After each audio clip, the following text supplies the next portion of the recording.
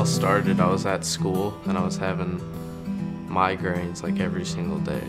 A couple weeks later, in my ear, I started hearing fluid.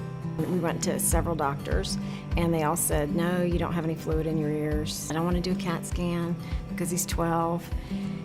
And so we went home, and that night he was laying in bed and he called me up there and he said, Mom, I can't take it anymore. I just hear this fluid when I turn my head. So the next morning I called back the doctor's office and I mentioned, could you please just do the CAT scan? And they did the CAT scan, and then just a few hours later they called us back in.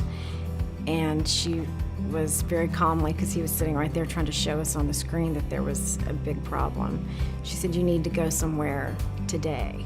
I think because the pressure in his brain was so great and that it was pressing down on his brainstem, and also his optic nerves in his eyes, like one of them, I guess by the time I got to the hospital, one of his pupils was very large, and so I think it was getting close to a really scary place. She wanted to send us somewhere in Louisiana, which I'm sure was fine, but I was like, no, we have to go to Texas Children's Hospital.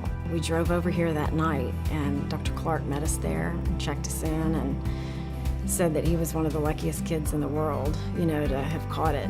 Another week or 2 or 3 or a month, he would have been brain dead and blind. That next day, they took us to this room, and they're like, you have a brain tumor. And I was just like, trying to hold it together. It's hard hearing that from a doctor because you don't think it's going to happen to you. It was called a pilocytic astrocytoma, which I know they explained is one of the best types you can have if you're going to have one, because while they consider all brain tumors cancer, we found that out later. This one, if you get all of it, then it doesn't come back usually. They had a screen and they showed the tumor and how big it was. Conrad was very calm. I was so proud of him. He was the bravest child in the world. The only thing he said was, are you going to shave my head?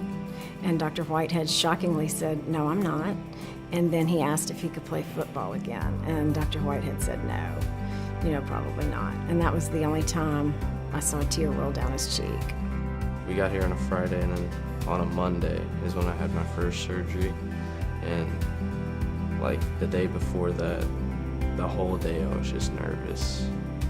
I was still scared. I remember staring at the clock, just waiting on the time to tick down. I guess I got a little nervous as the hours go by because it's a very long surgery, but knowing where I was and knowing that the doctors are the absolute best, it does give you some peace not to be panicky.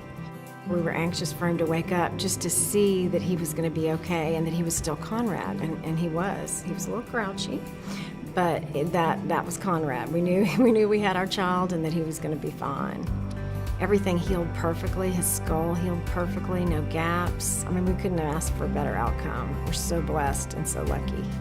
I don't remember the exact percentage that they said about the chances of coming back, but every year it gets better, so it's like a 5-year thing, and the chances after that of it coming back are very, very slim. Thank you for everything that they did for me. Thank all of them.